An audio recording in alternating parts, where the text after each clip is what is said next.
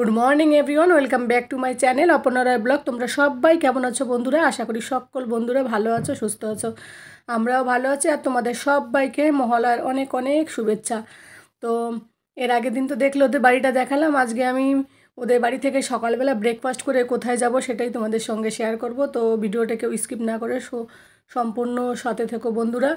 আর দেখো, সকালবেলা ব্রেকফাস্ট করে ব্রেড খেয়েছিলাম, তো ব্রেড খেয়ে বেরিয়ে পড়লাম। তো পার্লারে চলে এসেছি চুল কাটতে, কারণ আমি যেখানে থাকি আর ঝাড়খণ্ডে ওখানটা ওরা চুল কাটতে প্রচুর দাম নেয়, মানে টাকা নেয়। এই জন্য আমি ভাবলাম তো এখানে যখন এসেছি সুযোগটা হয়ে গেল, এখানে এখানে যদি 300 টাকা নেয় তাহলে ওখানে নেবে 600 টাকা, এরকম ব্যাপার। তো যাই হোক, তার জন্য আমি চুলটা এখান থেকে কেটে নিয়ে আইব্রো সবগুলো কেটে একবারে বেরিয়ে পড়লাম বাবুকে নিয়ে।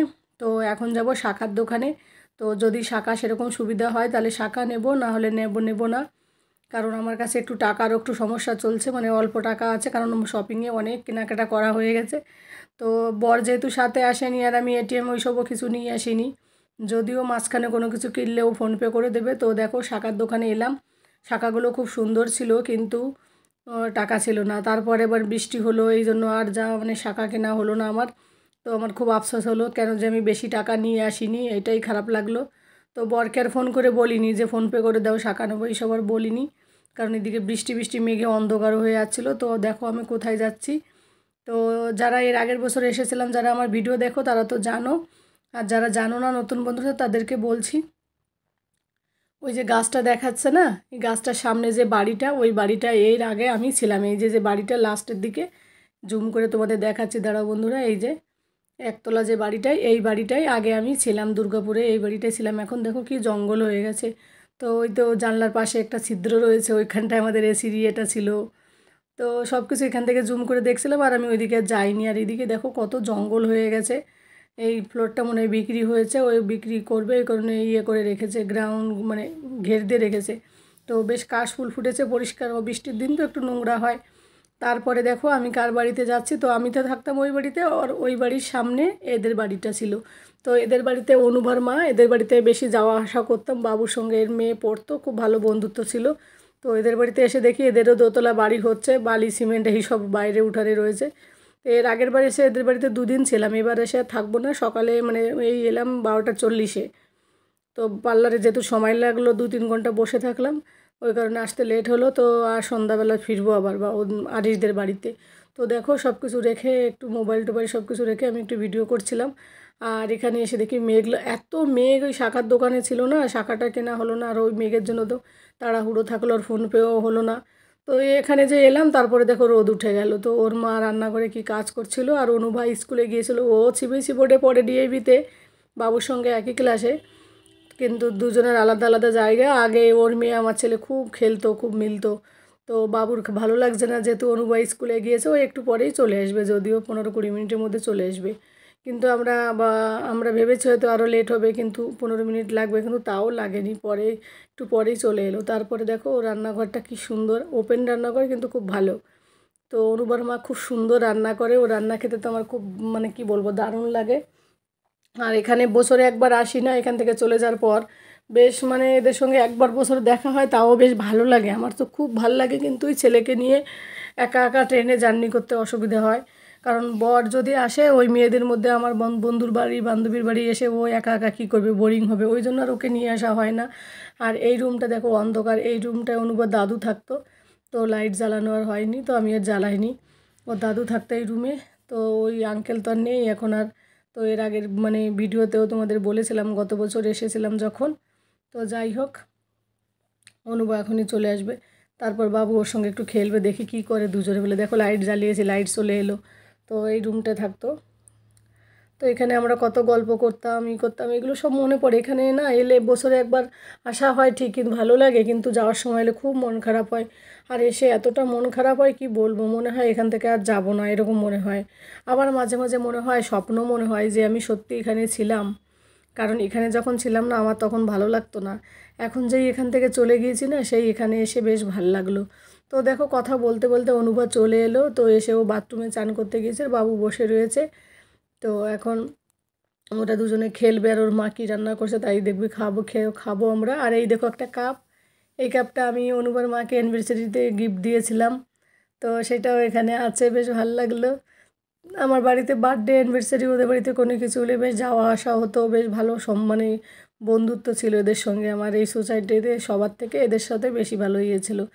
তো দেখো অনুবা চান করে চলে এলো, ও তো টিনটিনে পাতলা কিন্তু খুব স্ট্রং মেয়ে। আর এদিকে দেখো বালি ফালি এইসব রেখেছে, এখানে না অনেক সবজি গাছ লাগাতো অনুভরা।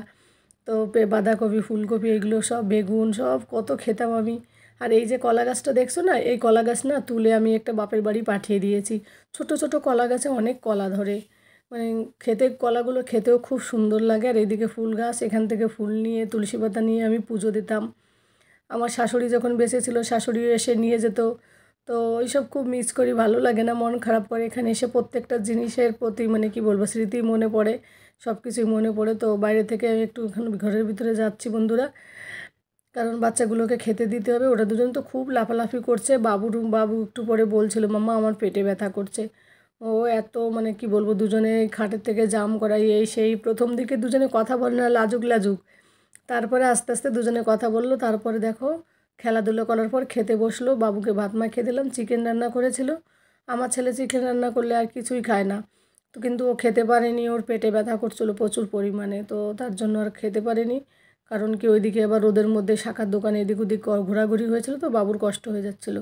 তারপরে বাবু ওর খাইনি, আমার খুব মন খারাপ করছিলো। তারপরে দেখো আমাকে কত ভাত দিয়েছে, এত ভাত আমি খাই না। আরিশদের বাড়িতেও খাইনি, কিন্তু এত ভাত দিয়েছে। চিংড়ি, আলু পটল করেছিল, চিকেন, ডাল, আর ছিল একটা চাটনি। তো চাটনিটা একটু পরে দিয়ে গেল, কিন্তু ও খুব সুন্দর আমের চাটনি বানায়, কি বলবো, আমার তো খুব ভালো লাগে। ওর আমের এই মানে চাটনির মতো বানায়, আচারের মতো, খুব সুন্দর টেস্টি হয়। হালকা মিষ্টি আর হালকা টক হয়, বেশ দারুণ লাগে খেতে। এমনিতেই অনুবার আর মায়ের রান্না সব কিছুই খুব সুন্দর হয়। গতবার এসে 2-3 দিন ছিলাম তো, লাউ, চিংড়ি, এটা ওটা অনেক কিছু খেয়েছিল, অনেক খেয়েছিলাম। তো তারপরে বিকেলবেলা ড্রয়িং স্যার এলো, বাবু একটু ড্রয়িং স্যারের কাছে ড্রয়িং করলো। কারণ ওই স্যারের কাছে বাবু এর আগে যখন থাকতো না ড্রয়িং শিখতো।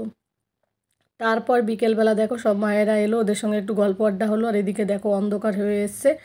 তো এখন আবার আরিশ ফোন করছে, আন্টি কখন আসবে, আমরা মেলায় যাব। তো মেলার ভিডিওটা তোমাদের সঙ্গে শেয়ার করব পরবর্তী ভিডিওতে। তো আর এইদিকে দেখো কাশফুল 2-1টা করে ফুটছে। তো বাইরে একটুখানি গল্প করে তারপরে আমরা বেরিয়ে পড়েছিলাম। তো আকাশে মেঘে জমেছিল প্রচুর পরিমাণে। আমি ভাবছি মেলাটা আবার ভেস্তে না যায়।